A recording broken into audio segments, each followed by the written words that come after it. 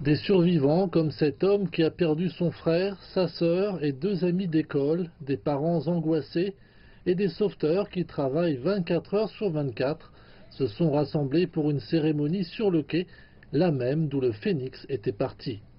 Pour certains, l'émotion était trop forte. On entendait des cris de douleur. Ce rassemblement au bord de l'eau a rappelé à tous l'étendue de la catastrophe. Des moines psalmodiaient à l'unisson, des offrandes ont été faites, des pétales de fleurs ont été dispersés à la surface de l'eau.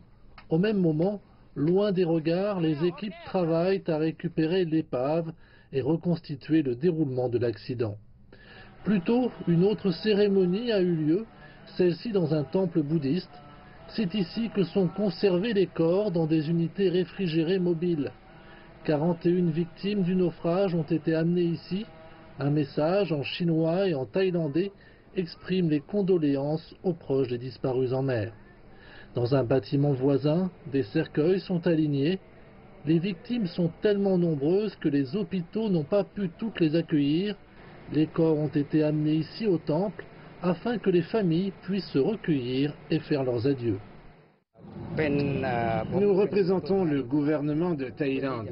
L'office devrait montrer de la sympathie et du respect pour les familles des personnes disparues dans l'accident de bateau.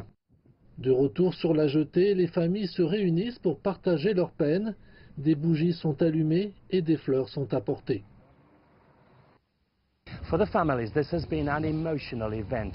Pour les familles, ce moment était très fort émotionnellement. Être là même où leurs fils, leurs filles, leurs frères et sœurs ont embarqué à bord du Phénix pour ce dernier voyage fatidique. Un voyage de loisirs en famille qui s'est terminé tragiquement.